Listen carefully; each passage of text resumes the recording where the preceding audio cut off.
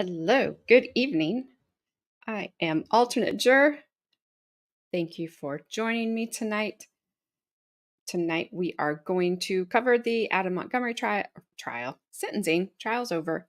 That took place earlier this afternoon.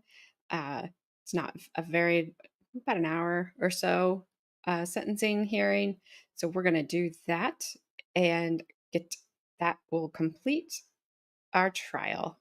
So we watched that from beginning. This will be the end and see what happens. He does have to be there in court.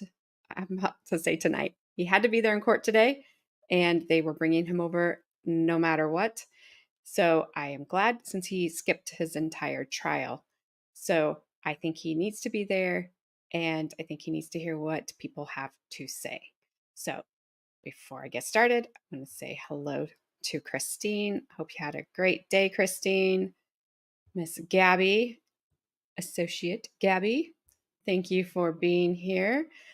Carmen, I don't know which one of your comments I can put up. So, hello, Carmen. I don't know what else to say. And Dill, aka Brie, is here as well.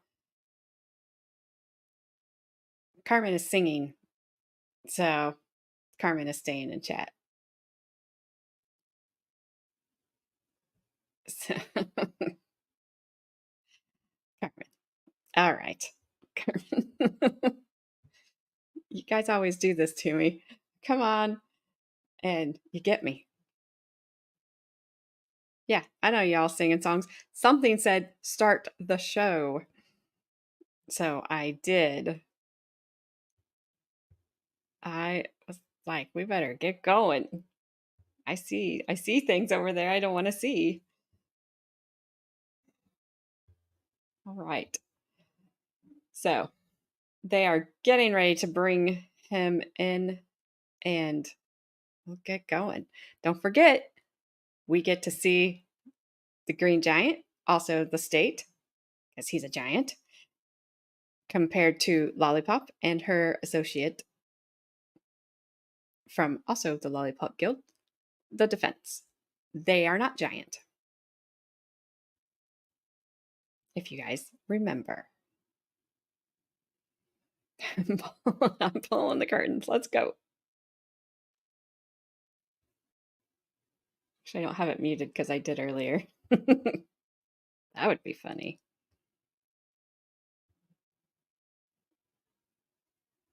All right, I don't have any sound.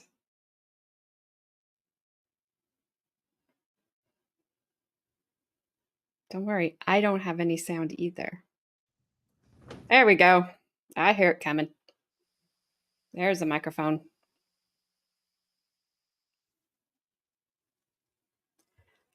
Aw. Gabby. That's not nice. Right. Please be seated. Council approach. And the first thing I'm going to do is approach.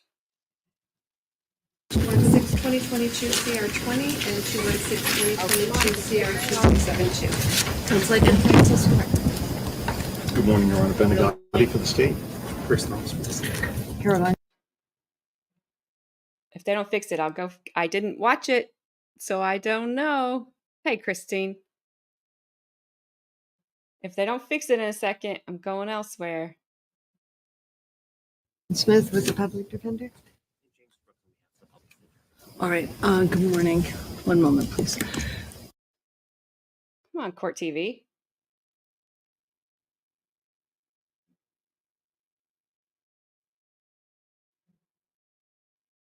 Don't worry, they're at a sidebar, so we're not missing anything.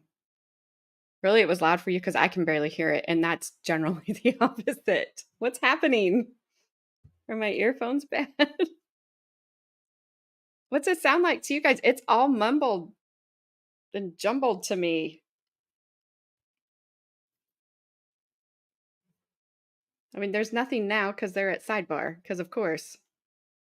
Why would we not start a sidebar? Suppose he's trying to read lips. What are they saying? Oh, Carmen, that's not true.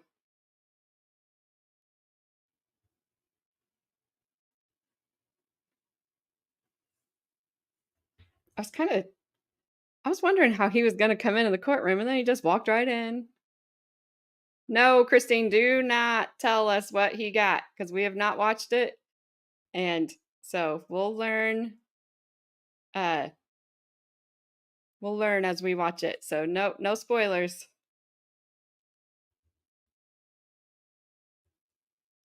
But I'm going to fast forward if they're going to be at this sidebar very long. Good heavens.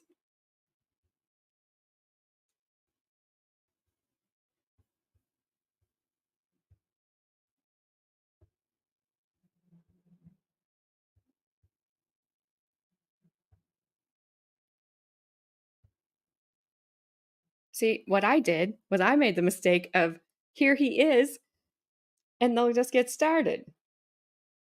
That was about the phone call.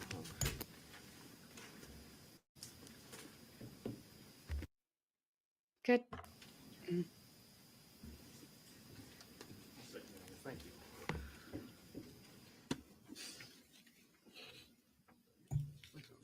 Please, All Smith. right. Pardon? Okay, just making sure you're ready for the state to proceed. Yes. Okay. When you are ready, Attorney Gotti, you may proceed. Thank you.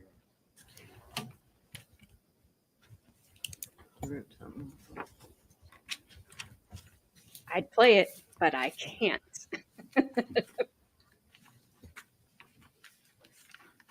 Your Honor, as you know, the defendant has been found guilty of beating Harmony Montgomery in July of 2019, guilty of murdering Harmony Montgomery, a child under the age of 13, and then transporting and hiding and abusing her body and compacting her into smaller and smaller bags and ultimately disposing of her on March of 2020, and tampering with witnesses afterwards to ensure that this horror story that we heard at trial stayed silent.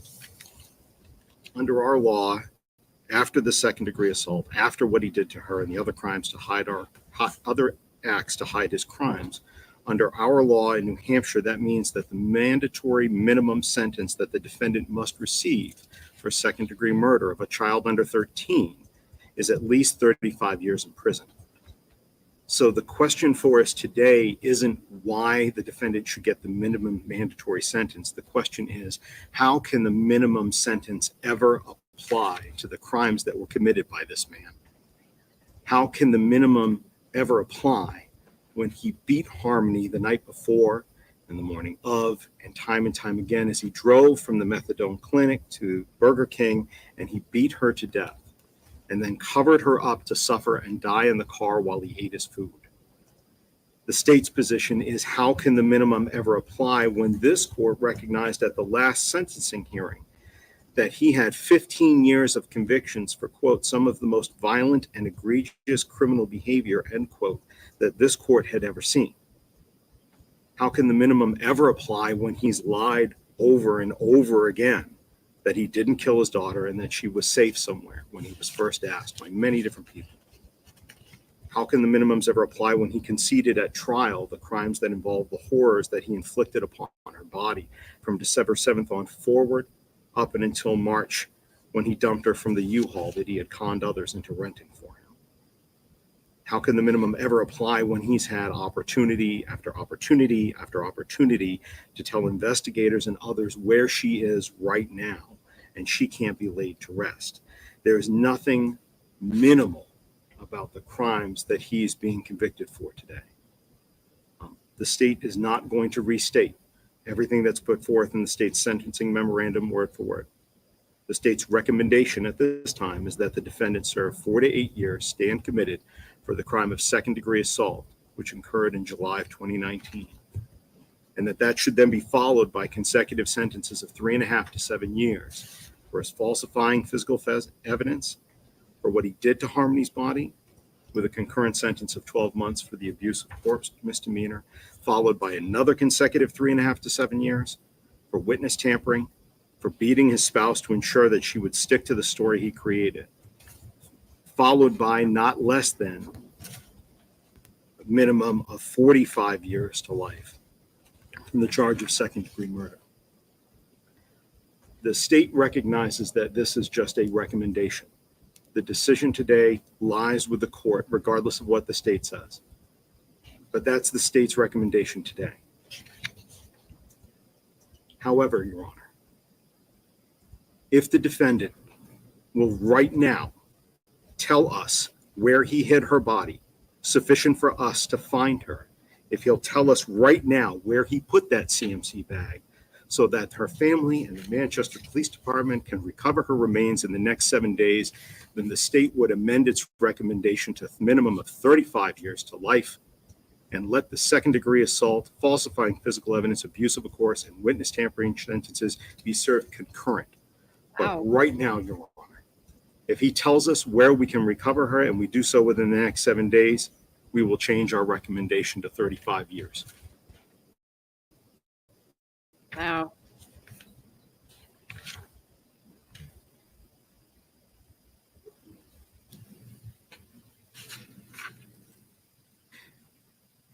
Since that offer has been rejected, Your Honor, that is yet another reason why the minimum should not apply.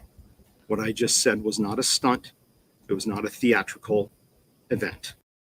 Is that a heart in the back of his head? Does his hair just grow like that? Or does he have a heart shaved back there?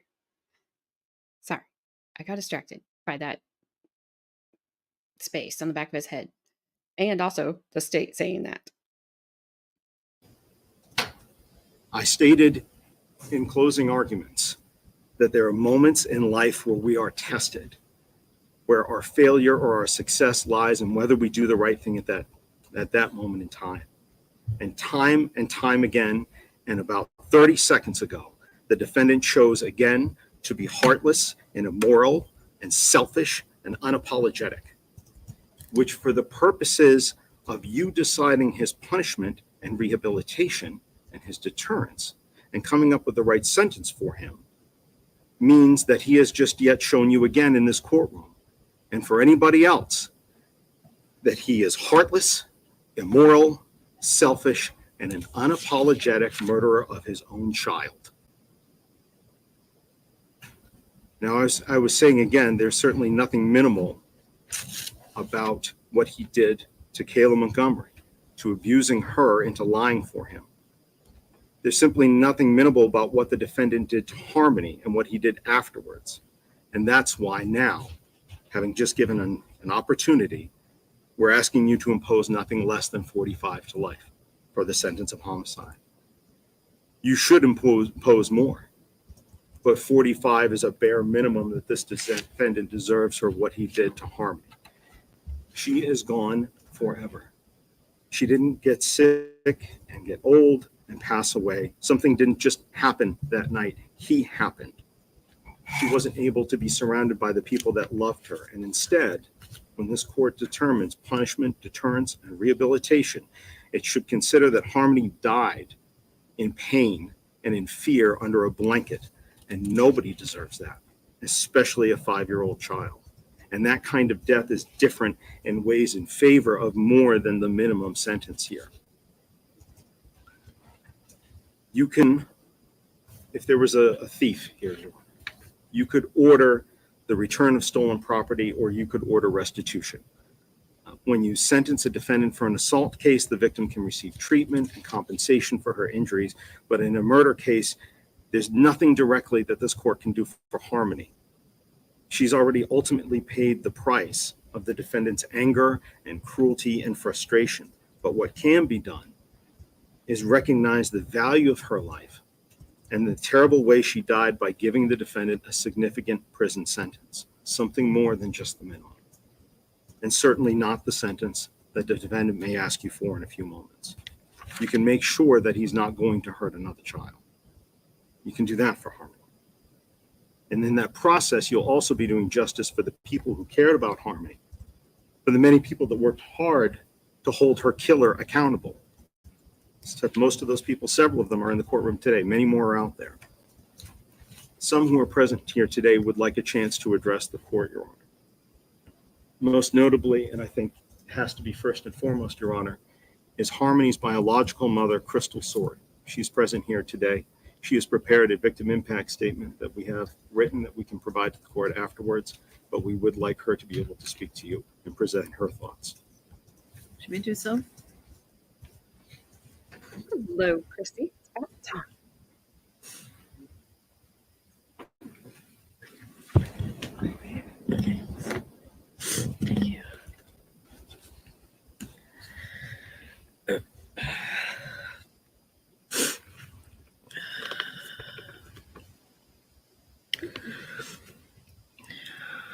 to the monster who murdered my baby. I did not kill my daughter, and I look forward to trial to refute those offensive claims. That is all you have said about my sweet daughter's life. Another lie, like all the other ones you've told. Like the cover story you told, that you dropped her off with me, knowing full well and good if you had, she would be thriving right now. Not beaten and stuffed in a CMC bag where you put her. She had a life worth living, unlike your own. And it bothered you to your core that she was nothing like you and everything like me. Beautiful inside and out, funny, smart, sassy, loving, and most of all, kind. She wasn't a coward like you, and I'll be forever grateful for that. You're a coward who has to be in control of everything and everyone around you, insecure and paranoid. The list goes on. She is none of those things. She lit up a room when she walked in. She made a mark wherever she went, and you couldn't stand it. She was an incredible big sister. She loved her brother, Jameson, to her core, and I know she loved your sons too, no matter the picture you tried to paint of her. December 7th will forever be the darkest day of my life. The night you beat her to death, I woke up in the middle of the night in agonizing pain, from my head to my toes, and I felt like I was dying, not knowing, in the most brutal way, a part of me was dying. Suffering in that back seat for 20 minutes while you and your wife fed yourselves and your other children, and you got high. 20 minutes that you could have used to save her life. Did she cry for me? Did she scream? Did she beg you to stop? I'll never know. Because like I said, you're too much of a coward to tell the truth and do one good thing for Harmony. You may have taken her physically from me, but she is always, always with me. And I will forever look for her until the end of my days. But I hope that every day and every night you are on this earth, you hear nothing but my baby's giggle. I doubt you ever heard it in this life. All she knew with you was misery and fear. I hope you hear her sweet voice telling you to stop hitting her over and over, or how she looked the very last time you saw her, broken and bruised. You were supposed to protect her, yet you did the opposite. Harmony wasn't anything to you but property that you could throw away when she was more of a burden to you than a meal ticket. Your hatred for me led you to act on your monstrous, controlling ways, and you took her because you just could not let her come home where she belongs. My love for Harmony outweighs my hatred for you, but they both gave me the strength to listen to my instincts and to help the police put you away forever. Harmony will live on through me, and you can't do anything about it. You can't do anything to stop it. I wish you nothing but pain and misery for the rest of your pathetic life, and with or without you, we will find my daughter. I always knew you weren't a good person, which is why I left you. I just never knew to what extent, but now I know you're just plain evil.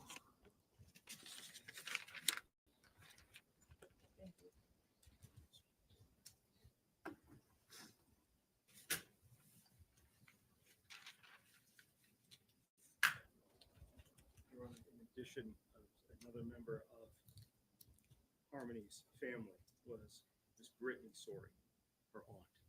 She would also like to address the court.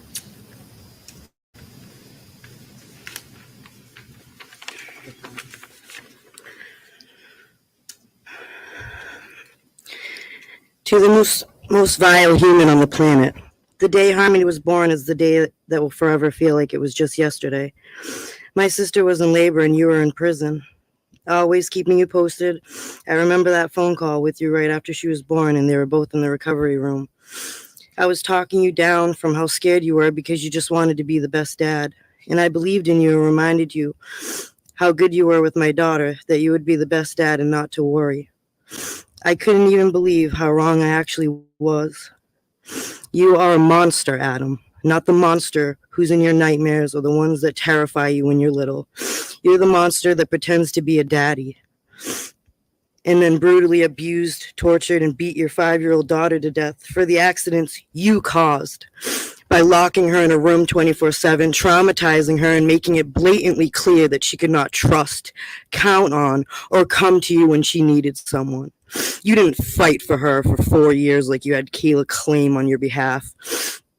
You lied and you forged documents. You did it to have control again over something in my sister's life. You never for 1 second loved Harmony, because if you did, she'd still be here today. You wanted to control her, and when you couldn't, over and over again, because she reminded you of my sister, you took her from us because you didn't want anyone else to have her. More proof of the absolute coward you are. The fact that you sat in court at your gun trial, like my sister said, and tried to use Harmony for some sympathy by saying you cannot wait to refute the offensive claims that you killed your daughter and you didn't, and you loved her. Jury selection day, you showed up smiling at the jurors, proving exactly how evil you are. Then tell the judge the day of opening statements that you did all but kill her and expect a bunch of people to believe yet another lie from you. Because your egotistical ignorance makes you believe you are somehow smarter than anybody.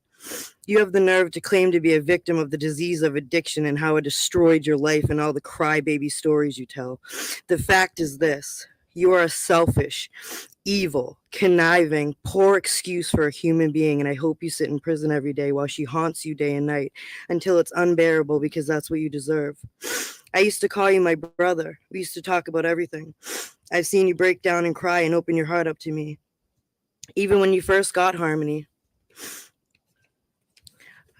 I messaged you and I told you that I would help in any way if I can, if you needed it for Harmony and wanted to be a part of her life. And just like anyone else that reached out, you blocked me. You had so many chances to change the result and let her go with people that loved her, but you didn't, because you knew she would have told all about the abuse, so you killed her. If you're any type of man at all, Adam, or you ever loved her for 1 second, you would tell us where she is, so at least she can rest in peace after everything you put her mind, body, and soul through.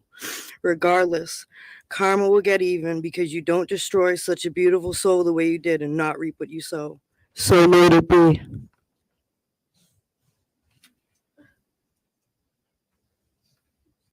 What's the very last thing she said? I couldn't, because she was hardest one for me to understand. But I couldn't understand the very last thing she said when she walked away.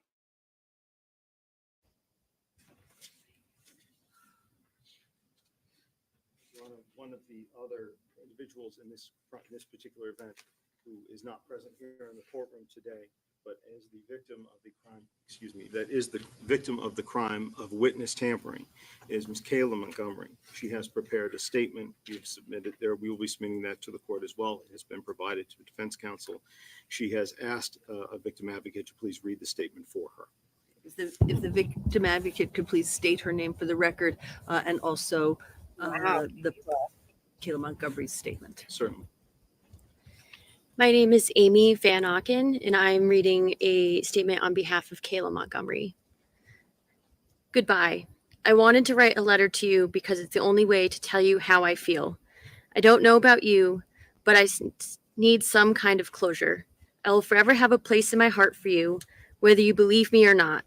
You were my best friend, my husband, the person I chose to spend the rest of my life with. You are the father of our children we have together, and I'm forever grateful for having them. I will never forget the birth of our first son we have. That was one of the many best days of my life. We had just gotten married and started a family of our own. I'll never forget when your grandmother said to me, "You're the best thing that has ever happened to my grandson." I will always remember the births of all the children we have. Also, when you stepped up to be a father to Harmony. You worked so hard to get custody of her, and it took a few years, but you got her. I won't forget the day we picked her up and brought her home. We were so excited. Then, during the summer, was when we both started to go downhill because of relapse. After 5 years of sobriety, that was the beginning of the chaos. By the time Thanksgiving came around in the year 2019, We were losing everything. My job, our place to live, and after living in a car for a few weeks, we lost that. At the same time, Harmony dies because of your anger and hitting her so many times. We didn't even know she passed away until the car died, and we had to take our kids out of the car. She didn't respond. She was lifeless. Then a couple years go by, and during those years, we had to keep quiet about her being gone. You told me to stick with the story that you dropped her off at 6 a.m. at Dunkin's, where I no longer worked at, and brought her to her mother, Crystal, so she could stay there because it was better for Harmony. Then you came and picked me up when my shift was done at 2 p.m. She wasn't in the car. She was with her mother. During those years of having to keep quiet, you started physically and mentally abusing me, accusing me of cheating on you, telling on you, and trying to kill you. The first time that you really hurt me was when you accused me of cheating and had me on the living room floor against the corner of the wall, telling me if I didn't tell you that I cheated on you, that you were going to F me up. When I never cheated on you and said that I didn't, you punched me right in the face a couple of times because you said I was lying, and I wasn't. So then I said, yes, I cheated on you so you wouldn't hit me, but you still did anyway. You started getting crazy when we would get high on crack. I told you I did things that I really didn't do because you said if I told you that I did whatever you'd accuse me of, that you wouldn't hit me, and I was dumb enough to believe you. No matter what I said or did, you would hit me, punch me, spit in my face, or would have me in a chokehold and cover my mouth so I couldn't scream. You were not the person I married, not the person who loved me and who never hurt me. It's like I married my father. I never would have thought I would have to run away from you until I knew I had to take our kids and leave you. I'll never forget that day either. It was one of the hardest things for me to do. The last couple of nights after you got arrested the first time, I was sleeping with a knife because I did not know what you were going to do to me. After I found out that you got arrested, I went back to our apartment to grab a few things, and then I made the decision of not going back to live there anymore. I couldn't stay in the apartment after a year of chaos with you in there. Just all bad memories, barely any good ones. We had about 5 months total that year of living there that were good times. Other than that, nothing but bad memories. I'm so angry and hurt by you. I know you probably hate me because I had to do the right thing, but also because of all the bad. Not only did you lose your rights to our children, but so did I. Now I'm going to have to keep fighting for them to at least be back in their lives. You seem to forget you cheated, not me, and you just left the kids and I for some girl, packed your stuff, and left to another state. I called you out on your BS when you're on your way to Maine, and I also called you out for being with someone else months before you left to Maine. You accused me, but you were the one cheating. The day you got arrested on January 2022, you called me and said to tell Kelsey you're sorry about her car. Yeah, right. That's all you're worried about, not your wife and children you may never see again. No apology for cheating on me and making me think I was crazy. So I got to do all I can to get back on track with my life. You caused so much hurt and pain. I don't even know why I still care about you and actually feel bad for you. Oh, maybe it's because I'm not a cold, heartless person and still have some care about you. I was in love with you once. Now I still love you because you're the father of our children. This is goodbye for now. Maybe I'll see you at the future in some point. Goodbye, Adam. And then she lists the day they started their relationship was October 8th, 2015. And the day they married was Harmony's birthday, June 4th, 2017. That was about her and him. That was gross. Yes, what the hell? That was gross. Why did they allow that? Wow. Unbelievable. They should have just submitted that in with to just into the record. Yeah, Chrissy, exactly. Had nothing to do with Harmony at all. Just those two. And it was gross. I still care about you. Gross. Yes. Very selfish. Oh. You're very right. She could have sent it through jail mail. Dang it. It was disgusting. I don't know. I don't know if she has big cow balls, bull balls, man balls, or elephantitis balls. I don't know. Gabby, which one of those options you put there that she has? I think all of the above. I have there's nothing else to say. That was horrible. And I don't blame um dang it, her mom, Crystal, is that the mom's name? For walking out when she started reading that, and I wonder if she would have stayed had they not have been reading something from Kayla, who she probably blames just as much, because I would not have been able to sit there and listen to that either. It got worse. It did not get better. I thought it might get better. It started off bad and then got worse. That was awful and so inconsiderate.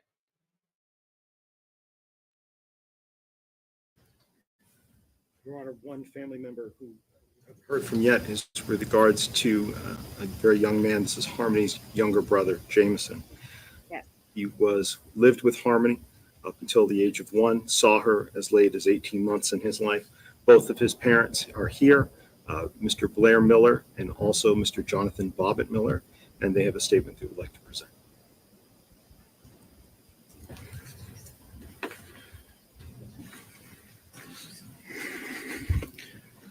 Your Honor, thank you so much for allowing us to speak here today. Good afternoon to you. My name is Blair Miller, and my husband Jonathan and I are here today on behalf of our son Jameson, who we adopted in 2019.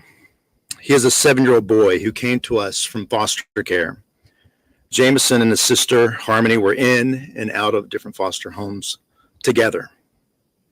They seem to be on a path of surviving their troubling relationships, their circumstances together. To understand the true impact that this loss has had on Jameson and will continue to impact him, you need to hear the stories he tells us and wants you to know. He wants everyone to know. When we first adopted Jameson, he would always tell us about Harmony. He would tell us about her beautiful blonde hair. He would tell us about her glasses. He still does.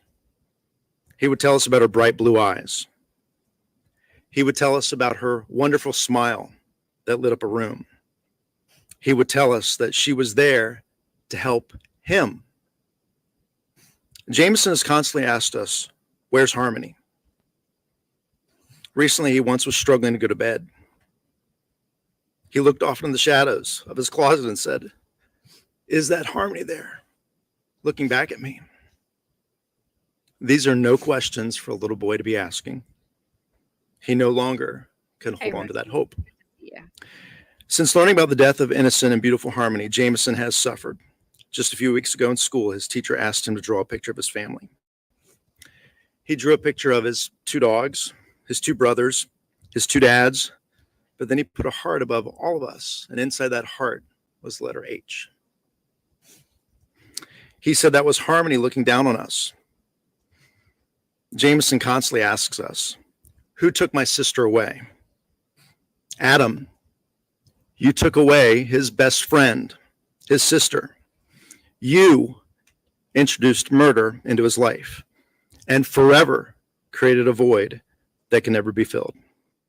We will never have the right answers for him on this and can only tell him Harmony is an angel now. Jameson will grow up forever wondering how this happened, how his sister, who looked over him in foster care, didn't have anyone looking over her. You chose, Adam, to take our little boy's sister away. You don't ever deserve another choice in a free society. Your Honor, we are asking you to impose the maximum sentence. Your Honor, this courtroom, and especially Adam, I'm Jonathan Bobbitt Miller, and I'm the proud adopted dad of Jameson Miller, the proud young brother of Harmony. Harmony is the reason that we're all here today.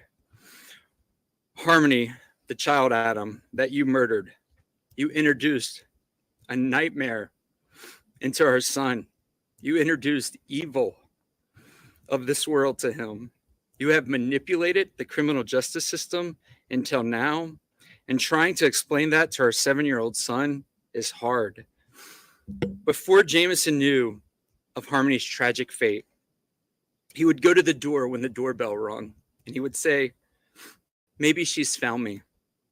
He would search a park, he would look at school, And if there was any girl that had blonde hair and glasses, he would go up to them and say, "Are you Harmony?" I'll never forget the day that we told Jameson that Harmony was in heaven. He's a very active kid. And that day he just stopped and he held us and he said, "No, I need my big sister." Why? Why did this happen? These are questions that Jameson has had and continues to ask. Daddy and Dada, what happened to my sister? Why did she die? Why would anyone hurt her? How about her glasses? Were they okay? My God, how will we ever help him process this horrible and brutal details of his big sister? Adam, you have to know you did that. As we celebrated Jameson's birthday in 2019 with the Mickey and Minnie Mouse theme, we had Mickey Mouse there. It's a Disney theme that he shares with his big sister and his mom. He wanted to save a gift from her that day, made from his Nana. It was a Minnie Mouse pillow, but instead, you were beating her to death. That was the same day. If Jameson was old enough to speak to this court today, he would want you to know the void that you left in his heart that can never be filled. Adam, he would plead with you to please tell us where she is. Let him have a place to go and remember his sister, please. He remembers her feeding him. He remembers when they would be at his foster home when she was there, that they would play in the park together. He remembers her glasses. He remembers how proud she was. How do we tell our 7-year-old that you murdered his sister, his protector, his best friend, and you showed no remorse? I wish they could be happy together today. Jameson asked, is she unhappy in heaven? If she can see him, and if we can visit her, why would anyone hurt her? That's what you've done to her son when you beat his sister to death. In her family, we really believe in love and forgiveness.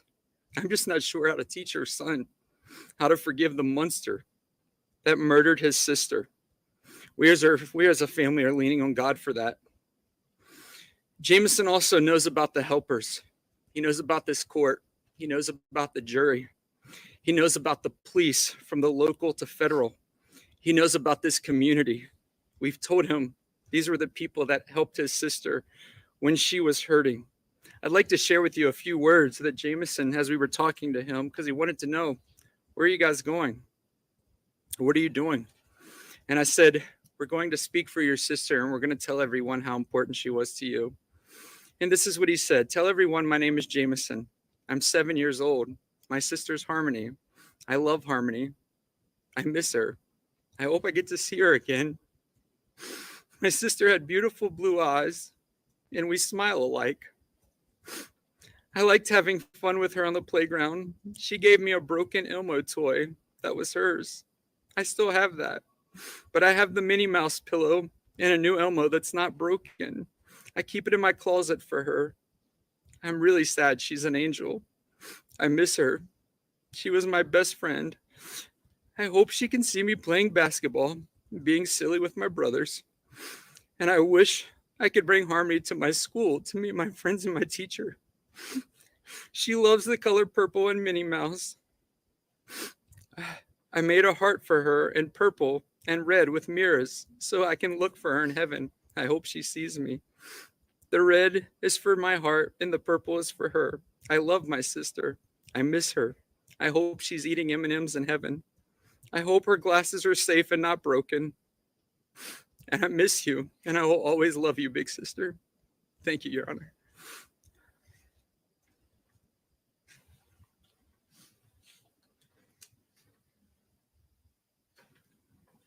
I And hope she's finally, eating M&Ms with us too. today That was is sweet. Harmony's foster mother, Michelle Rafferty. Harmony was alive for 66 months in this world. And for 44 of those months, she was with the Raffertys, Michelle and her husband, Tim. They've both prepared a statement as well and would like to speak with you today.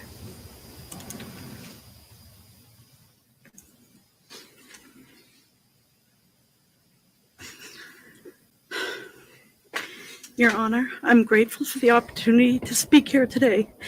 This is truly the hardest thing I have ever had to do. My name is Michelle Raftery, and along with my husband and my 5 children, we have the privilege of being Harmony's foster family. We shared our hearts, our home, and our life with her, and she filled our lives with joy and laughter. We lost a daughter, and my children lost their sister. We grieve for her every day because we thought we'd always see her again. Harmony was full of life and always happy. We jokingly told her that she leaves a sparkle wherever she goes. She loved to be in the middle of everything that was going on, and she never missed a beat. Harmony always had 2 mummies, me and Crystal, but only had one daddy, and that was my husband, Tim. I am beyond grateful Harmony had the relationship with a loving daddy and knew what that relationship should look like. So, yes, Carmen, she had foster parents. She actually testified at trial against him. I don't know if they were trying to get her. I don't remember if they did want to adopt her and then he wanted custody. Is that the way that worked out? I know she was very sad at trial as well. And she's been here too. So I think she does have a part in this.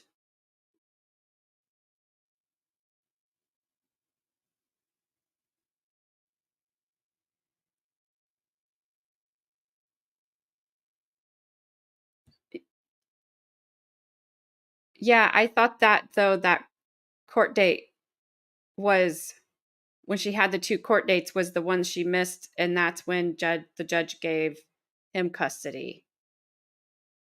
Okay. So it all ended the same.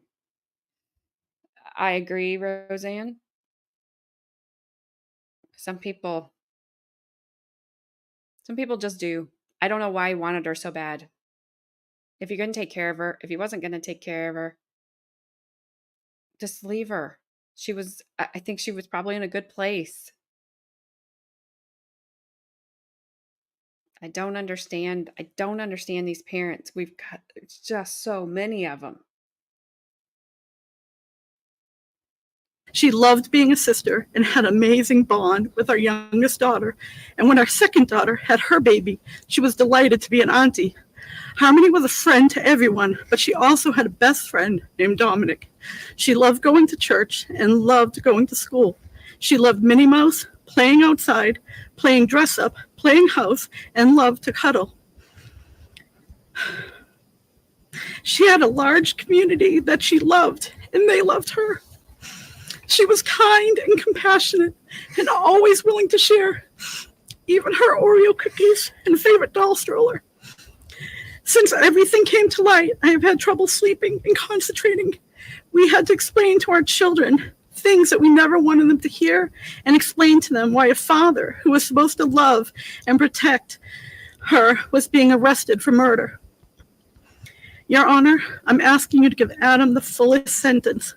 Adam is hateful and selfish and continues to be so by not telling us where her body is. Adam knew he could have brought Harmony back to us. He had options, but always chose himself each time. He never put Harmony first. There were consequences for his actions, and he will have to live with them the rest of his life. Our family is strong and beginning to heal by the grace of God. We know Harmony is safe in the arms of Jesus, never to be hurt again. So despite the evil brought to light in this trial, we will continue to move forward in love because love wins. Thank you, Your Honor. I thought about that too. I don't know why some of these people are so clear and these other people sound like they're eating the mic. She wasn't even that close. And he is zero emotion.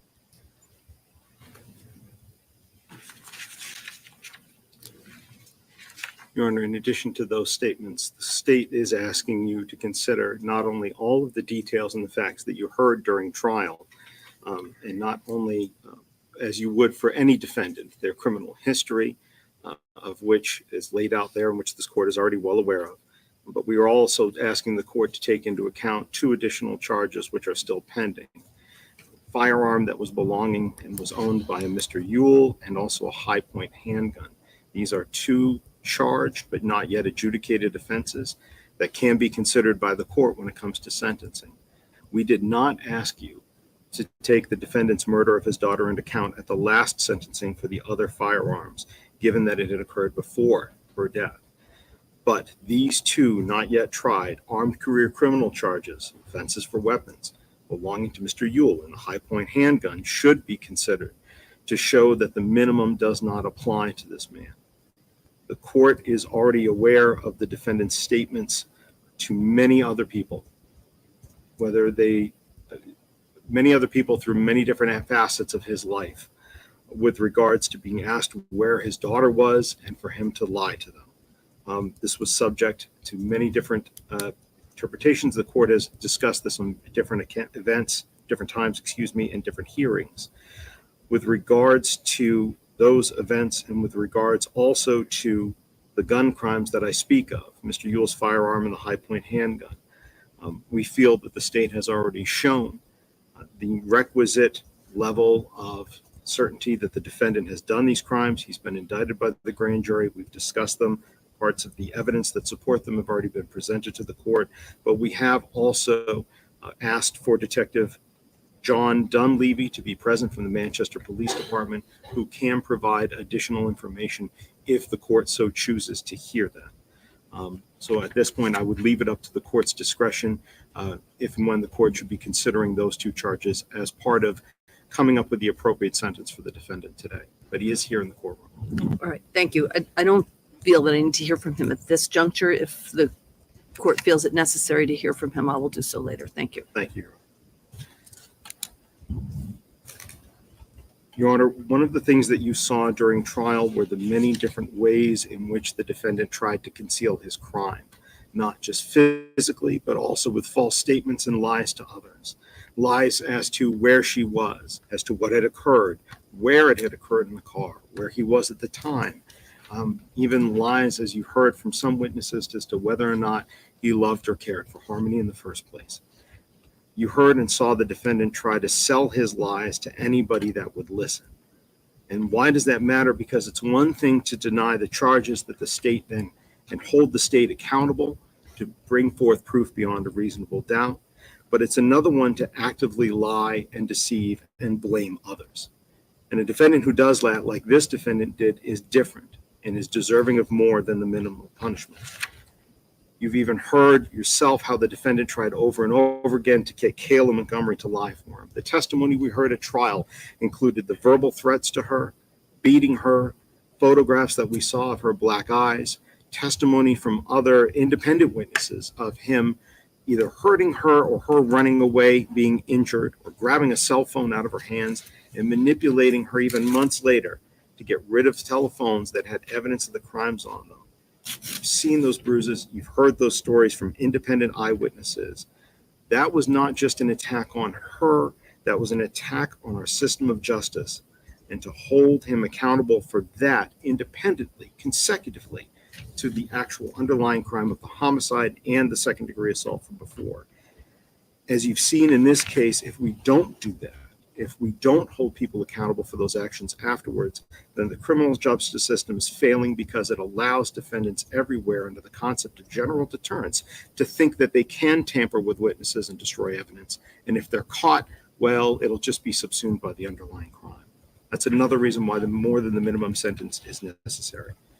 And finally, I'm not going to go into full detail on it, Your Honor, but you've seen in the state sentencing memorandum, there are 3 cases that are on point and when looking for comparison here. And those are State versus Caitlin Marin, State versus Mark Heath, and State versus Chad Evans, all cited in our sentencing memorandum.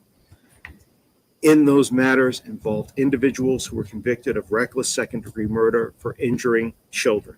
And all 3 of those individuals, either immediately after trial or at sentence review, all had sentences that were in their 40s. And all 3 of those people didn't have the criminal history that this defendant has. And all 3 of them didn't do afterwards to their victims and what they did to their bodies, what he did to Harmony. So in the state's mind, how can the defendant here get anything less for that? His behavior is worse. When we look at that, if and when he should ask for sentence review after today, if they look at that, we don't feel that there's any way that they could equate that his behavior was less than theirs, or that his punishment should be less than theirs. There's nothing about this little girl's death or her suffering or what her father did afterwards that can ever be classified as minimal. He is still determined 5 years later that she have no peace, no justice, no rest. So the state is asking you to do what justice requires, and that's nothing less than the state's recommended sentence. Harmony deserves it, her family deserves it, the people of the state deserve it, and definitely this defendant deserves it. Thank you. Thank you. Attorney Smith? Thank you, Your Honor.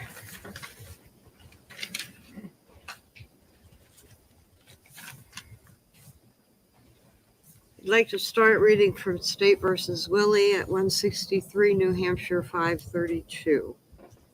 We held that just as it is unconstitutional to increase a defendant's punishment because he refuses to admit guilt, so too is it unconstitutional for a court to draw an adverse inference of lack of remorse from a defendant's silence at sentencing. Because the only affirmative way for a defendant who maintains his innocence through the criminal process to express remorse at sentencing is to forgo his right to remain silent. Using a defendant's silence at sentencing to infer that he lacks remorse generally violates the defendant's constitutional privilege against self-incrimination. The state. All right, so in case you guys aren't hearing because you don't want to, she's I think he's not talking. Because she was saying, basically, I think if I can hear her correctly, standing up and showing remorse would basically then go against his right to remain silent, I think is what she is saying. But I know you guys might not want to be listening because you don't want to hear her. You know you'll miss her. It said that their offer to reduce or offer a reduced sentence of 35 years if Adam Montgomery took particular action within the next 7 days, and his reaction to that reflected heartless, immoral, no remorse. You can imagine, anybody can, that somebody walking into a sentencing hearing for something where he maintains his innocence that he did not do would be a difficult situation. That person would be assisted by his counsel, who would understand that being vilified for something that you didn't do would be difficult, who would understand that when people are trying to throw him away forever for something that you didn't do would be difficult in the courtroom. The state was doing a stunt. They were seeking a reaction today from Adam Montgomery in the courtroom by their stunt for something that they said, give us 7 days. And then Mr. Montgomery, acting appropriate with his counsel's representation, was called heartless, immoral, and no remorse. Mr. Montgomery does not have to express remorse here for something where he maintains his innocence. It would violate his constitutional rights against self-incrimination. And talk a little bit about the use of priors as argued in the state's memorandum to elevate what is a sentence as a mandatory minimum that is extraordinarily high, and it is high because anytime a child dies, an innocent child dies, deserves a strong punishment. And the legislature has spoken with a mandatory minimum of that punishment. The lack of rehabilitation is what the priors are put on for. I don't think anybody can permit what another person would be like after 35 years of incarceration. Looks like it. To assume the lack of rehabilitation for prior records that occurred from the time that Mr. Montgomery was quite young that many, fueled by drug and drug addiction that was introduced to his life by some of the very witnesses, family members, wives, who participated in maintaining his addiction and in a lot of the conduct that he did in the prior record. He is worthy of rehabilitation, especially after what would be the mandatory minimum under this sentence. The use of the remaining charges also are inappropriate here. You did not consider the charge of homicide at his prior sentencing on the armed career criminal charges that he faced May a year ago. But you did consider the armed career criminal charges, or at least you didn't indicate that you didn't. And the state certainly argued that they should be considered as well. All of that conduct occurred in a relatively short time period. And while we dispute the probable cause, even the law says that you can consider the grand jury indictment as probable cause, which I think is completely inappropriate, but that is the law. However, his sentences on armed career criminal took into account both his prior and his subsequent gun charges. He's serving a sentence currently of what comes to be about 32, because he got 15 as a minimum on one, 15 as a minimum on another. The 5 years of the 7-year minimum on the final charge that you sentenced him on, you suspended 2 years. Didn't even totally give him the max on that, but certainly increased his sentence in your evaluation of his prior conduct, as well as the pending gun charges.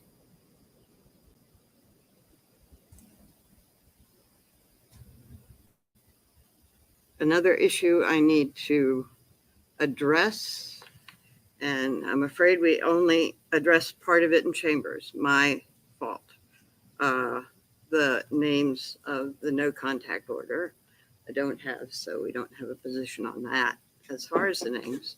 However, since the state has asked for an incarcerated sentence on each of the charges, I don't believe a no contact order can be issued on the charges under interpretation of current law. However, I will say that the names will be provided to Adam, and I can assure this court that Adam will not seek any contact with the Sorrell family. So sorry, family.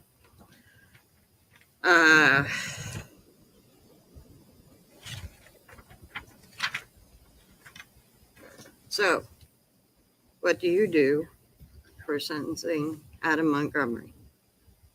Adam Montgomery does not dispute the time sought by the state for abuse of corpse and falsifying evidence. The state has requested maximum sentences on that consecutive, and Adam does understand that it in fact affected the investigation and that behavior affects justice in the court system.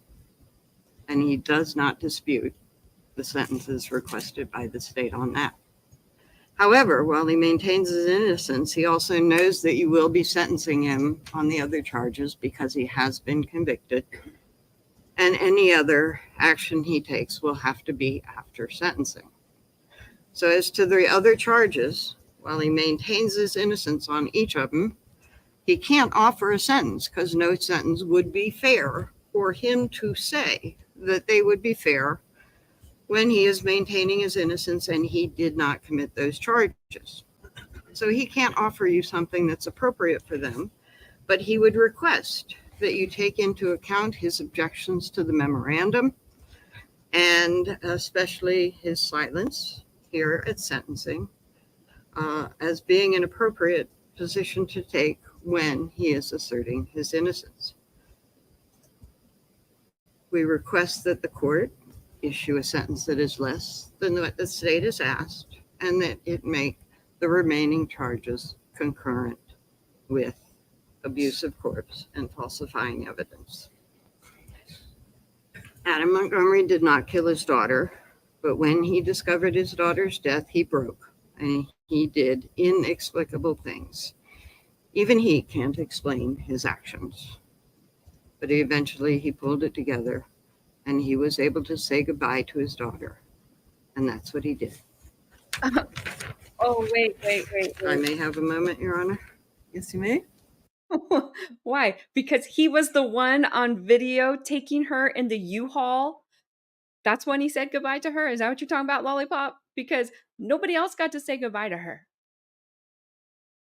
Maybe Kayla. Maybe.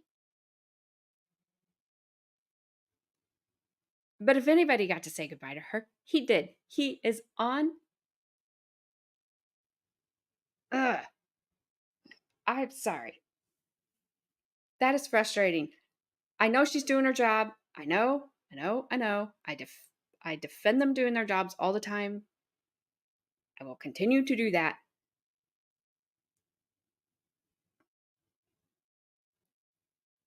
But that is enough of that. And if he doesn't want to talk, fine, he doesn't want to talk. You don't have to drone on and on and on about it, lady. There's a lot of people that maintain their innocence that still speak at their sentencing. It's coming regardless. He can't give a remorseful statement because he doesn't have any.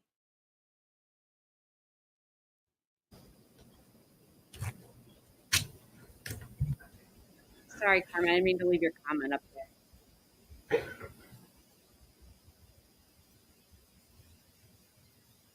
That would be nice, wouldn't it, Chrissy? If you remain silent for him.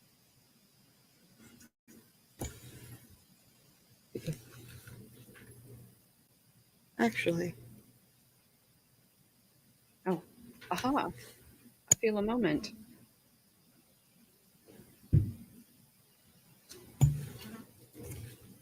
My co-counsel has reminded me of something, and again, this was something that was not in the sentencing memorandum, and it was last minute, and it is the stunt that was pulled by the state, and it is that plea offers, responses, negotiations are inadmissible, and I think that they are inadmissible for any purpose, including sentencing. Certainly, I know in other cases, if I was to say the state offered something pretrial and now they're seeking twice that, the state would shut me down under that rule.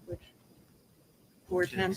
410. So I think that entire stunt should be stricken from the record as well. Stunt? Briefly, Your Honor, I made no such comment about plea offers that were made prior to trial in any way, shape, or form. When I called the defendant heartless, immoral, selfish, and unapologetic, and in doing so, it's about the two crimes that he has admitted that he has done. It's the falsifying physical evidence and it's the abuse of corpse, which he admitted and even told the jury that they could find him guilty of. Those are the ones relating to the placement of the body. There's no reason to hold on to that piece of information with regards to that. The statement is not offering anything because this completely lies within the hands of the court. The statement is to make the change of what the state's recommendation would be. It's not an offer of a guaranteed sentence in any way, shape, or form. And again, it's on those charges, the one where he does not maintain his innocence anymore, falsifying physical evidence and abuse of a corpse. I think just separately, Your Honor, with regards to the victims that the state is asking for the no contact order, that would include Crystal Sorey and her family, Sorey. That would also include the Miller family, Your Honor, and that would be Harmony's brother's family, and as well as the Rafferty family. I can provide those spellings to the court monitor afterwards. It's a little one. I think those are the only additional things that the state wants to add. Attorney Gotti, what do you say to the state v. Toll issue that's raised by the defense about the no contact order on on stand committed sentences, where all of the sentences that you're asking for in this case are stand committed, but you're also asking for the no contact provision.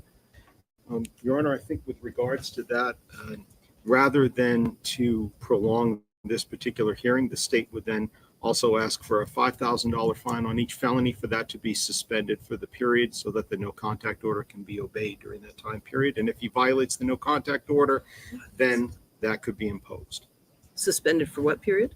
I would say suspended for a period of, well, on the 2 Class B misdemeanors, I would say suspended for at least a period of 7 years upon the beginning of that serving of that sentence. And for the charge of second-degree murder, I would say beginning on for a 20-year time period, beginning when he starts serving that sentence.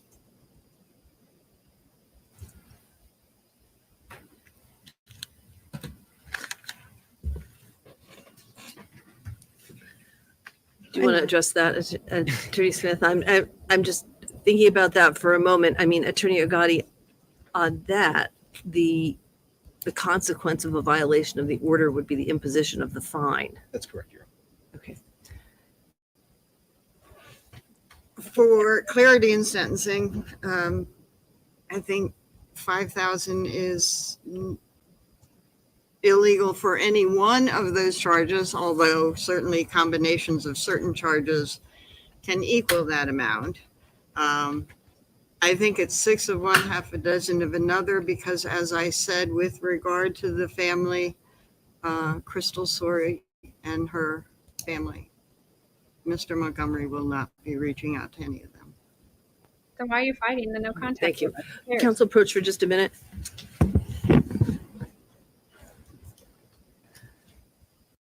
If he has no intentions of reaching out to anybody, then why is this an issue? Trust him at his word. He's so trustworthy. Lollipop, give it to him. Oh my gosh, I forgot how frustrating she was.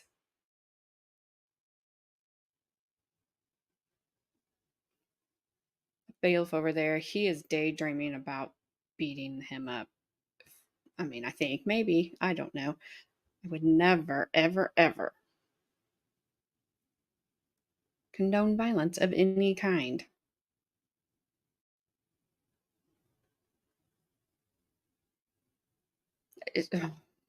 Yes, she is, Roseanne. I agree 100%. And I don't know why we're fighting over this no contact crap. I bet he wants to flick into Chrissy.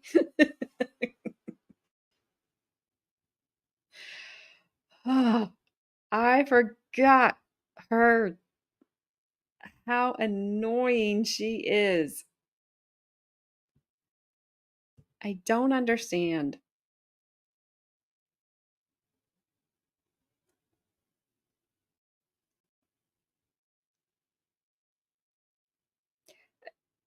He's going to have a swell time in prison.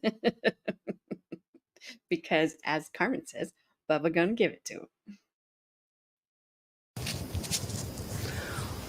All right, nothing further from the state? Nothing further, Your Honor. Thank you. Nothing further from you, Attorney Smith? No, Your Honor. All right, I'm going to take a 15-minute recess so I can consider all of the information and statements that have been provided, and then I'll come back and announce my sentence. Thank you, Your Honor. Thank you. All right.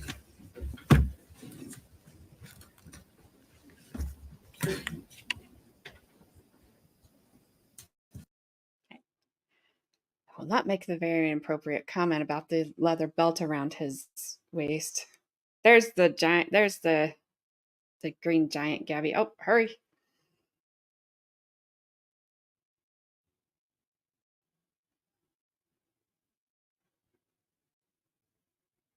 I hope they fix the audio when they come back.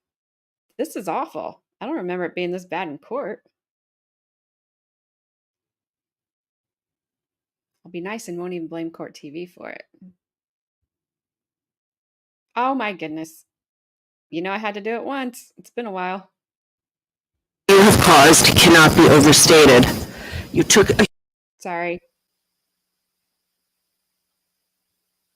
the crimes that you have committed and the harm that you have caused cannot be overstated.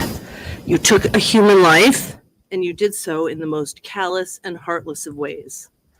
You robbed a 5-year-old girl, your own daughter, of the life that she was to lead. You stole from your sons a sister. You took a daughter from her mother. You were convicted of reckless second-degree murder. Reckless in this context does not mean something that was an accident. It is defined under law as something that manifests the extreme indifference to a human life. Your extreme indifference to the value of human life is seen in so many of your actions in this case. In 2019, you beat Harmony. In the words of your uncle, her eye was fully black and blue like a raccoon eye, is what he said. Your words, when asked, were, quote, "I bashed her around the effing house." And then you hid her from the view of others, and you kept her from those that came to help her. On the date that you murdered her, you didn't hit her once. You punched her in the head repeatedly. You beat her in the car while at stoplights more than one time. You knew that she was severely injured, yet you covered her with a blanket and didn't check on her until after you took her lifeless body from the car. And then, after her death, you treated her body like it was trash, worse than trash. You did unimaginable things to her body, and all in an effort to save yourself from being discovered as her murderer. And then, on top of that, you threatened, abused, and beat your wife to keep her silent. Your criminal history similarly reflects your extreme indifference to the value of human life. Your actions having taken both a physical and emotional toll on so many. In 2008, you were convicted of criminal threatening after pointing a knife at a 15-year-old girl. In 2010, you were convicted of armed robbery and assault and battery with a dangerous weapon in a home invasion incident in which it was reported that you held up a woman at gunpoint, terrorizing her to the point that she lost control of her bodily functions. In 2009, you were convicted of first-degree assault for stabbing another person. In 2014, you were convicted of assault and battery with a dangerous weapon and larceny in a case in which it was reported that you shot a man in the face. In 2019, you were convicted of 2 counts of armed career criminal, 2 counts of theft, and 2 counts of receiving stolen property, all of the charges stemming from the thefts of firearms, guns, exchanges of guns for drugs and money. The court has to consider 3 primary goals of sentencing: punishment, deterrence, and rehabilitation. The focus today is on your convictions in this case: second-degree murder, falsifying physical evidence, witness tampering, abuse of a corpse, and second-degree assault. But the prior convictions are important, and they're important as well as each of them reflects not just your extensive criminal conduct, but each of them represents an opportunity after sentencing for you to have changed the trajectory of your life, to change how you were treating other people. But you were either unwilling or unable to do so. And as a result, at this point, the court has the responsibility to impose a sentence that not only punishes you harshly for the crimes that you have committed, but considers deterrence, that is, how to keep you from hurting others. In light of the egregious nature of the crimes of which you have been convicted in this case, and taking into consideration your extremely violent criminal history, the court finds the only way to do this is to keep you off the streets. To the extent you seek to rehabilitate yourself, that will have to happen behind the prison walls. Harmony was an innocent 5-year-old girl. You treated her in the worst of possible ways, in both her life and in her death. Therefore, the court sentences you as follows. On charge ID 2027112C, the charge of second-degree murder, you are sentenced to the New Hampshire State Prison for not more than life nor less than 45 years. That sentence is stand committed. That sentence is consecutive. All of these sentences, I should say now, are consecutive to each other, as well as consecutive to docket 216-2022 CR 577, which are the sentences that you're currently serving. Additionally, you're to participate meaningfully and complete any counseling, treatment, or education programs as directed by the correctional authority or probation, parole. Law enforcement agencies may return evidence to its rightful owner. You are ordered to be of good conduct and comply with all the terms of this sentence. This is also consecutive to the second-degree assault charge in the docket ending in 20. That is charge ID 1937947C. Do you have any questions about that sentence? Nope. On charge ID 2027113C, falsifying physical evidence. On this charge, you are sentenced to New Hampshire State Prison for not more than 7 years nor 3.5 years. This sentence is stand committed, consecutive to all of the other charges that I'm about to read you, as well as consecutive to the second degree assault charge and the docket ending in 20 and the sentences that you are presently serving. You do have the obligation, as with the other sentences, to meaningfully participate in programming as directed by the correctional authority or probation, parole. You're ordered to be of good conduct and comply with all the terms of that sentence. On the charge of tampering with witnesses and informants, you are sentenced to New Hampshire State Prison for not more than 7 years nor less than 3.5 years. Again, this sentence is consecutive to the additional sentences that I've read to you and that I'm reading to you in this case, as well as docket ending in 20 and the sentences that you are presently serving. You have the same obligations for participation in programming, and law enforcement may return evidence to its rightful owner. On the abuse of corpse charge, on this charge, you are sentenced to the maximum penalty of 12 months at the House of Correction. All of this sentence is suspended for 25 years. If it were to be imposed, it would be consecutive to the sentences that I read to you. And on this charge, you will also have the provision of a no contact order, and that is no contact with the Sorey family, the Miller family, and the Rafferty family.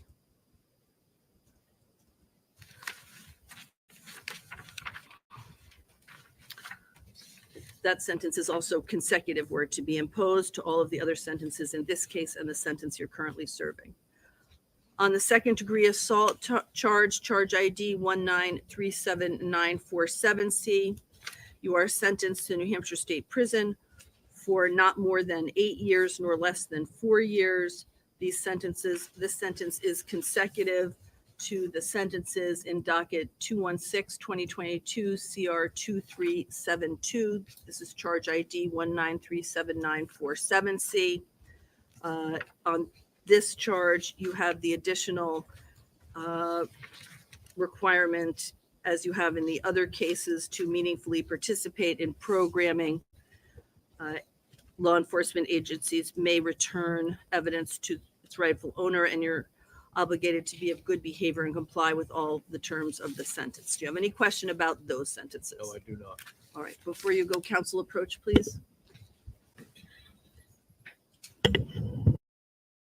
Don't be in too big of a hurry to get back to your homie, because this is the last time you're going to be out in the world.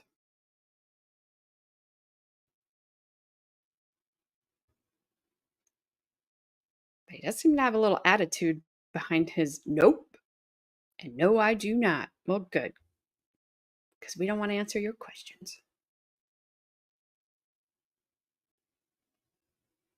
I don't know. The sentences that I just reviewed with you, Mr. Montgomery, are imposed in light of the extended period of incarceration. The court will also make the finding that you do not have an ability to pay your attorney's fees, so there will not be an obligation for those in these matters. The clerk will now address you regarding sentence review. Montgomery, you are hereby notified that you have the right to apply for review of the state prison sentence imposed on you on May 9th, 2024. The application may be filed within 30 days after the date of the sentence, but not thereafter except for good cause shown. If you file such an application, your sentence will be reviewed by a board of 3 members who will be either judicial referees and or superior court judges.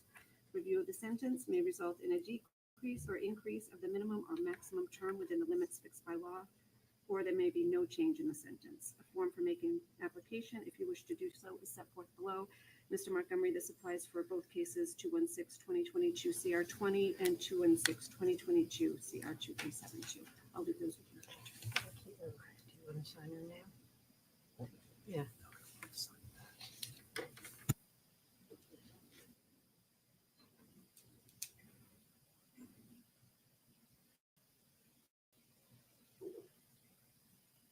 Anything further from the state? Thank you, Your Honor. Anything further from you, Attorney Smith? No, Your Honor. Thank you, everybody. All right.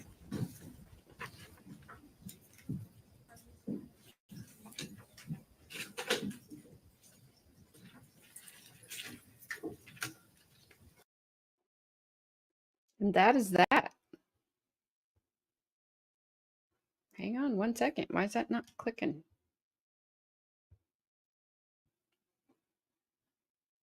Oh, wait. They're all watching him walk out.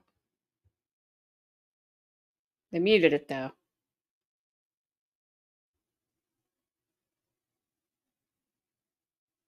They all just wanted to see him go. One last time.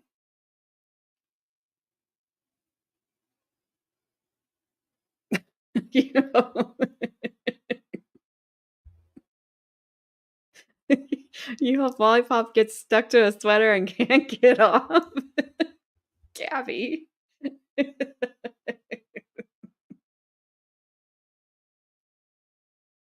I don't want to see Lollipop 2. This Roseanne, this was Lollipop 2, the final chapter. Please. I don't want to see another one. He will not get something really, really, really, really, really bad.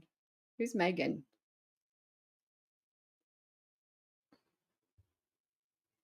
Hey, Megan. I don't know where you are. Oh, there's Megan. Hey, Megan.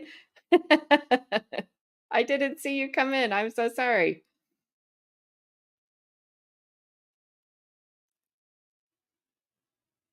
Hello. Yes, Roseanne, he will appeal it. But I think something really, again, not an attorney, but I think something really bad, really egregious would have had to have happened in this trial to get them to even look at it. I really do. And it didn't. I think the state ran a really clean trial. I don't think they pulled any shenanigans. Even when the defense just tried to accuse them of pulling some shenanigans, he came right back and was like, that's not what I said at all. I didn't do that. I didn't hear him do that. And then he whipped off what he said. Yeah, I called him this, and this, but I didn't say that. So I'll take it. So I think that I'm not worried about it. Not worried about it at all. He's not getting out. And even, let's say something weird happened in this one and they said, okay, you have to have a new trial. Well, that's not going to go well, but he's already serving like 60 years. Yeah. He's already there. So he's not coming out. We have no worries whatsoever that we will not see him again. Gosh dang it. Sorry. Every time my hair falls, I think Gabby's like, get a pen, put a butterfly clip in it. And that's not how Gabby sounds. I do know how she sounds, so I can hear her in my head saying things. Well, sorry the audio sucked on that. I will not even blame Court TV. I will blame the courtroom. That was awful. Yes, please, if you haven't already, please hit that like and subscribe button. I would appreciate it very, very much.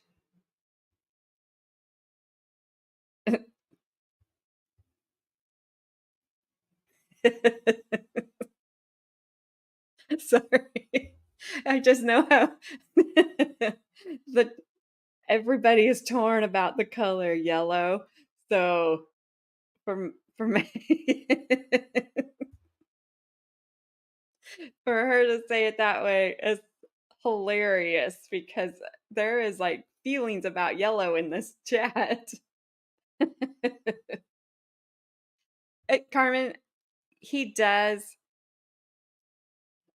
but Gabby and I were talking about this today, and she's familiar with that area because that's where she lives out there. With where he was in the U-Haul, I can't say it like Gabby. I can't say it Boston. He's in the Boston Harbor. I really want to say he's in the Boston Harbor, but I can't because then I start to sound British. But so she's probably cannot be found. So it's kind of a weird thing that it's a weird win that's not a win because I don't if Gabby is right, then she cannot be found. Gabby is calling. Hello, Gabby. I know you want to say Boston Harbor. Listen, I do. That Okay. fucking Boston Harbor. Thank She's you. in the Boston Harbor. No one's ever gonna find him. He's a piece of shit. All right. Goodbye. I'm so mad. Okay, I'm hanging up on you. I didn't hang up on her. She hung up on me. So, yeah. So she's you guys in this yellow.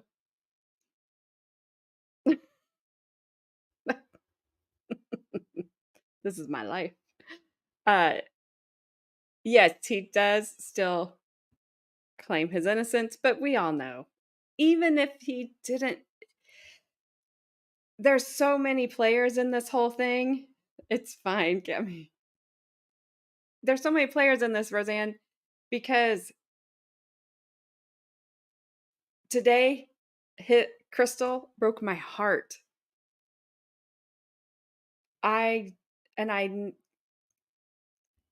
But there's been something about her, and I know she was not involved in any way in what happened to this little girl. There's just been something about her that has not set right with me, and I don't know what it is. So I don't know. But today she broke my heart, and good night, Carmen. Countdown's on. And I'm not blaming her in any way, shape, or form for what happened to Harmony at all. It was just a bunch of bad decisions by all of them. So if that makes sense. Yeah, and I just you guys. Oh, we got brown. I think Chrissy must have went to eat dinner. She likes yellow.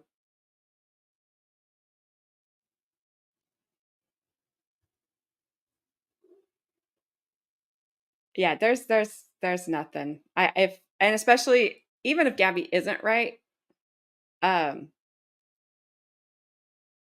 don't think there's the other areas that they were showing us during the trial. I don't think there's anything left. I just don't think there. I wish there was.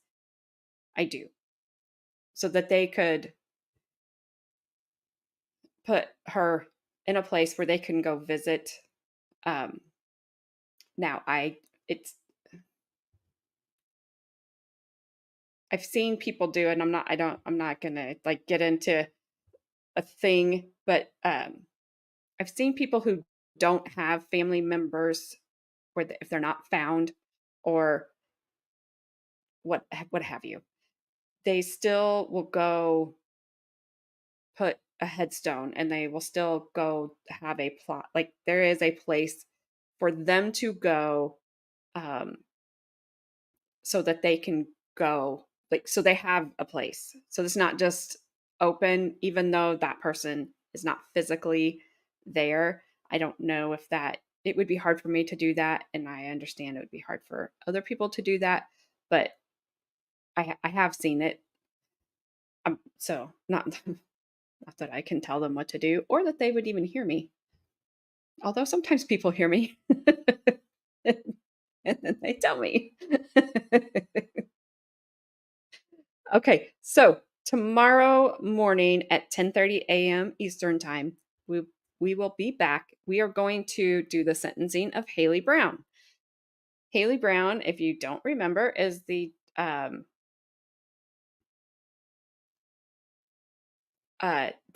victim, or not the victim. Sorry, I had not seen that, Roseanne, but yes, I don't blame him because there's nothing left. But Haley Brown was the one that we watched in Tennessee in Judge Wolf's courtroom, who was 28 when her and her fiance went out to Oktoberfest. She got in the car, she drove, she crashed, he passed away. That's the one that had the little, I think she's a sergeant now, maybe, the little police officer that decided to tail. I was going to be from Tennessee for a moment, to tell Haley that her fiance had not made it in the hospital, in the emergency room. And then then Haley started screaming, and the doctor came and told little sergeant officer this was his hospital. And I think he was like, don't ever effing do that again. And she got all mad and then ran to her captain or whoever her higher up was at the time and whined about it and didn't say sorry. Doctor came back and apologized to her, but she was wrong. She still didn't even admit she was wrong on the stand. So Haley was not convicted of the worst that she could have been. And I will have to go back and look at my notes to remind myself what she was convicted of. But we've been waiting for a couple of months now to see her sentence, and that is tomorrow. So we will watch that. Depending on how long that takes, we may not do anything else. I don't know, because these sentencings can be an hour or 6 hours. Dear Lord in heaven, Carmen, it is Eastern Mountain Pacific Ocean, Indian Ocean River volcanic time, Penguin Area 15-1, and that is not a wabbit in my pocket. I have nothing. Lauren went on EU's stream last night. I don't know if you saw that one, Megan.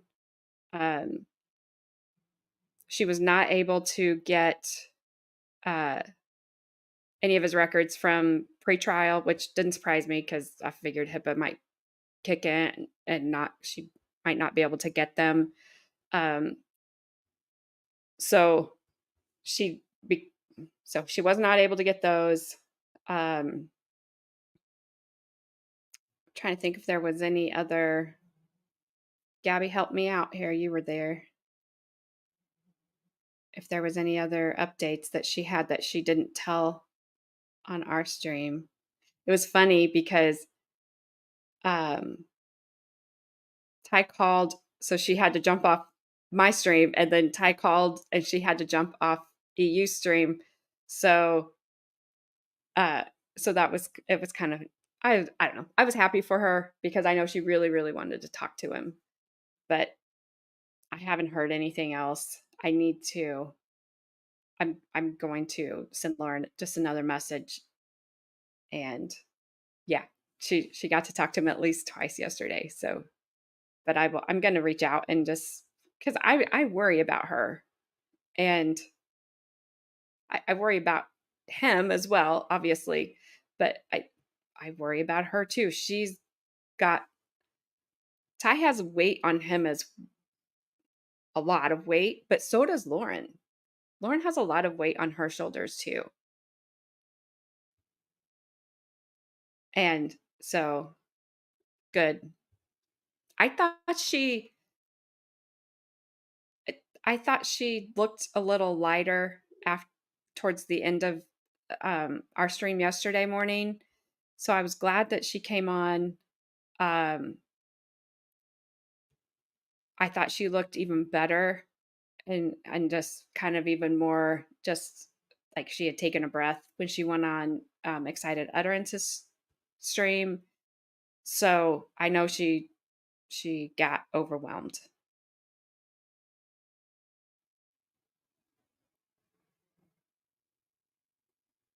Uh-uh. The short body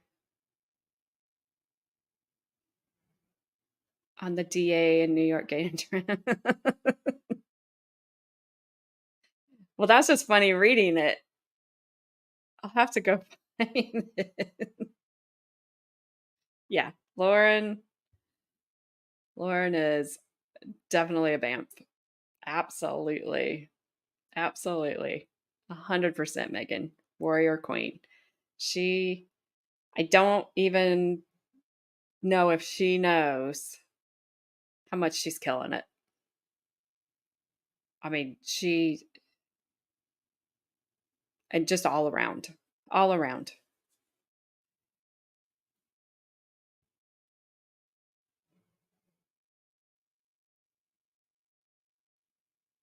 I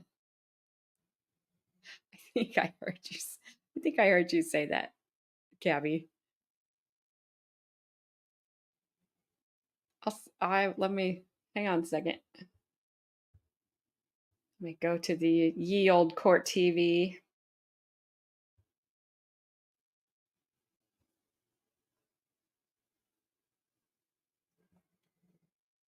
So when I because I did not watch this, I was just trying to see when he came in and how he came in today. Um, I did not listen to. I saw in so that's why I didn't know the audio sucked, but I saw in the chat angry faces. So I was not sure what had happened, and I was kind of scared to even see what had happened. Like, what did this judge do? I will still say, even though I think he got what he deserved, the fairest sentencing I have ever seen in my life is still Judge Doro and Jesse Krzyzewski.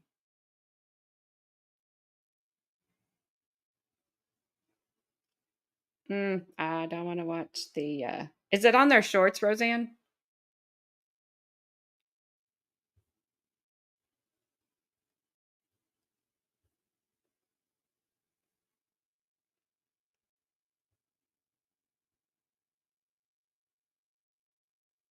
I'm not seeing it. I will not watch the treadmill video because that is why one of the reasons I did not do that trial. Because I don't want to see that video duly.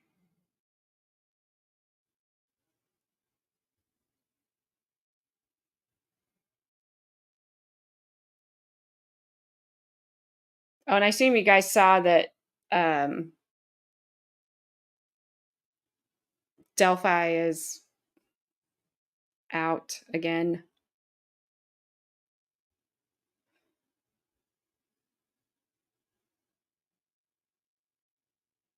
I'm not.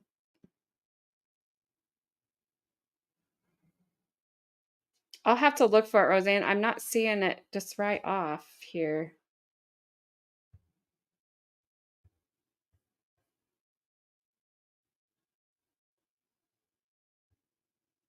It's all like Daybell and Reed. Even the shorts, and the shorts are Reed, Daybell, and Montgomery. I'll have to look for it.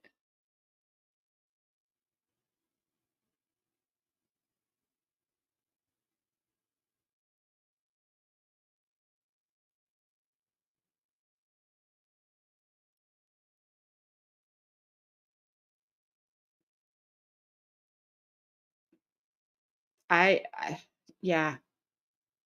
You talking about the treadmill? Carmen, she was calling me and she wanted to describe it to me. And I kept telling her, no, I didn't. There was one reason I read about it. And she's like, no, you have to. And I'm like, no, I read what this kid was going through. I didn't. And then I saw there was video. I didn't want to see it. And she starts describing it. I keep telling her, stop talking. I don't know. I'm not going to watch it. I still hear Mercedes Lasoya in my head crying when we did that Ruiz trial. I can't. I can't watch it. Just hearing her crying, going through what she was going through. And then the state describing the pose that he had her in, arms out. I get chills. I cannot get that out of my head. I didn't even see it, but they described it so well. It's in there. I don't need to see it. I don't want to see it. Those trials are so hard to cover, and I've told you guys I would keep covering them because they need to be out there. The Ruiz trial was not a big trial. Court TV didn't have it. Long Crime didn't have it. I don't understand, and I don't know why. Because we watched it, and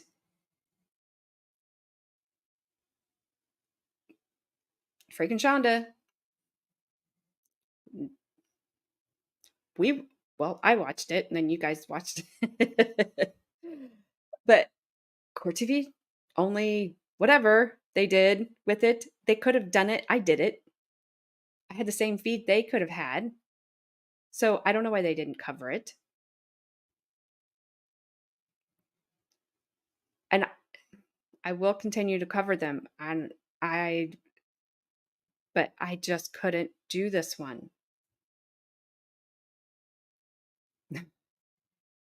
And yeah, I mean, Roseanne, you telling me it's tough, then. You telling me, you're saying his injuries are brutal. You're an ER nurse. So then it's bad. It's bad. I can't do it.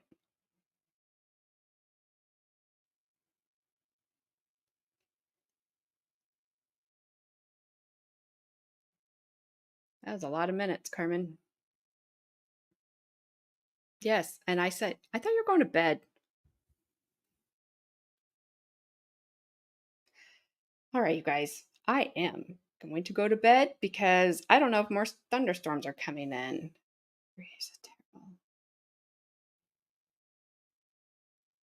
Oh my gosh, you have to remind, that name is ringing a bell, but I cannot.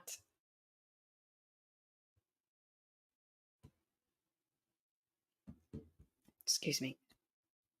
Remind me what that one is again, Megan, because the name is familiar, but I'm not pulling up the trial.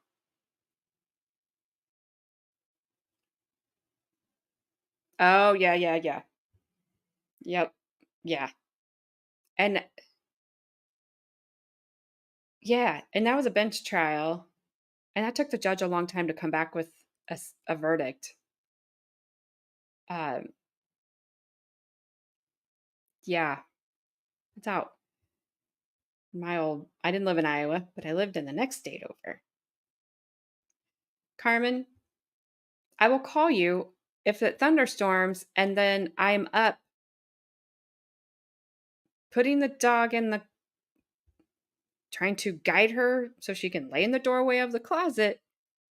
And I was leaning face first with my head up against the wall, standing there, falling over because I was sleeping in the middle of the night last night. For 2 nights in a row now, that's been my spot.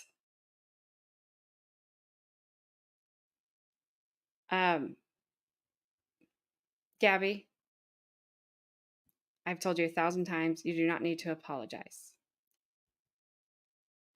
stop it. Yes, the one in my state's going to be bad, and we won't see it. And it's going to be bad because the judge is bad. It's going to be bad because the evidence against him is bad.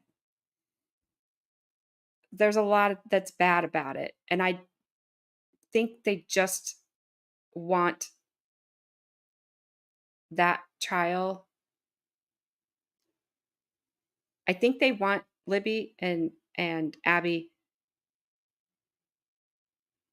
case solved like we all do. But you don't put somebody else, you don't just let somebody else go down for it.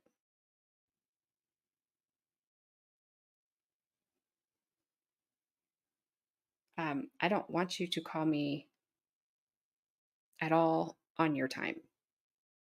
Do you have a number? You do. It's because you've been a member for 1 month. So you have a number 1. Next month, you'll have a number 2. Good night, Megan. Thank you for joining us. It's always good to see you.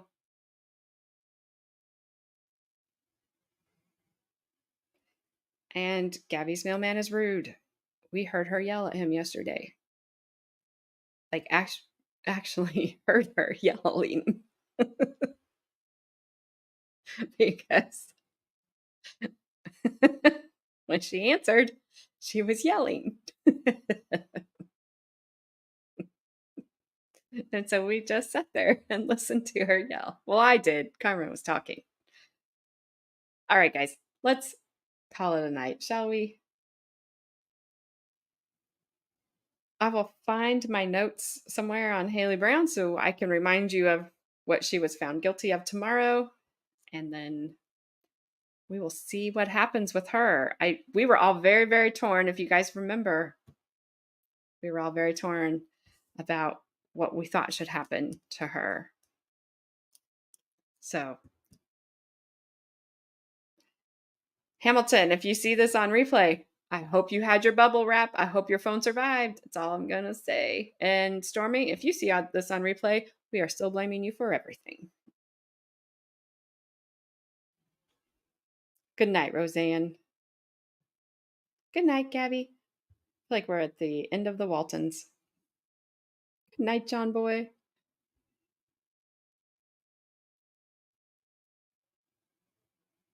Yeah.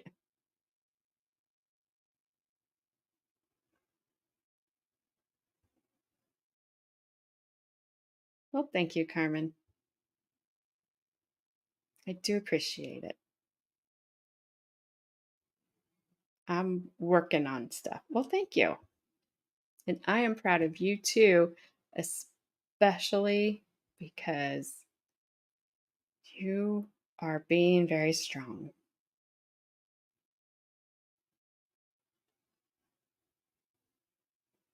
And that's all I can say. Glad you're going back to work. Glad your roads aren't flooded. And I hope you do not get any more rain for a long time. So.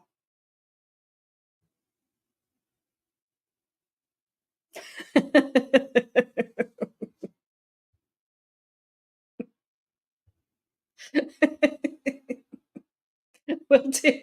If I don't, call Gabby.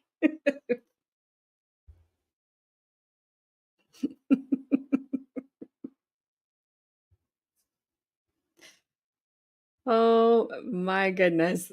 On that note, good night.